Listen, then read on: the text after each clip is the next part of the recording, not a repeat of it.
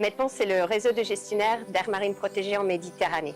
Et l'une des missions principales du réseau, c'est de répondre aux besoins de ces gestionnaires. Alors aujourd'hui, on est en Tunisie, dans la MP de Curiat, pour la seconde édition d'une formation pour la restauration marine écologique à destination des gestionnaires d'aires marines protégées. Récemment, il y a eu la nouvelle réglementation européenne sur la restauration, adoptée en 2024. Dans le cadre de ce processus, la Commission européenne a mis à disposition et lancé différents programmes de financement pour un petit peu faire monter les compétences et les expertises sur ce sujet. La restauration écologique, c'est une action intentionnelle pour soutenir la résilience, la restauration, le retour d'un écosystème, d'une espèce ou de plusieurs espèces écosystèmes. Certains écosystèmes vont avoir une résilience particulièrement lente, c'est-à-dire qu'ils vont mettre trop de temps à l'échelle d'un plan de gestion, à l'échelle d'une génération humaine pour récupérer un état de conservation satisfaisant.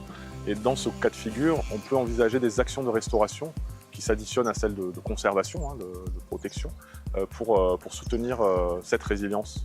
L'objectif principal de la formation, elle est beaucoup plus large. Elle est surtout là pour apporter tous les éléments aux gestionnaires pour qu'ils se posent les bonnes questions, à savoir, est-ce que je dois mettre en œuvre des activités de restauration passive ou active dans mon AMP et pourquoi?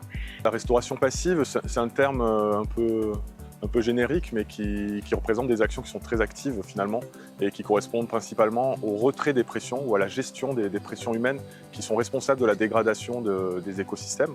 Et donc c'est une action active de retrait des pressions qui s'appelle de la restauration passive, mais on pourrait remettre en question ce terme.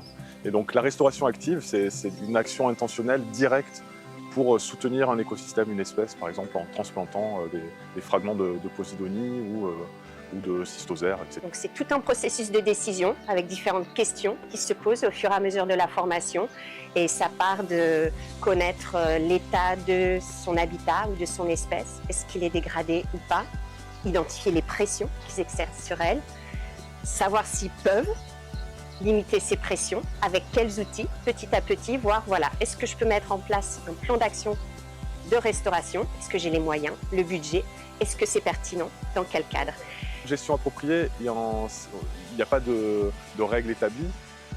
Chaque aire marine protégée est un cas d'étude. Par contre, il y a un cheminement qui est indispensable, c'est de passer par de la conservation, c'est d'avoir vraiment une politique de conservation.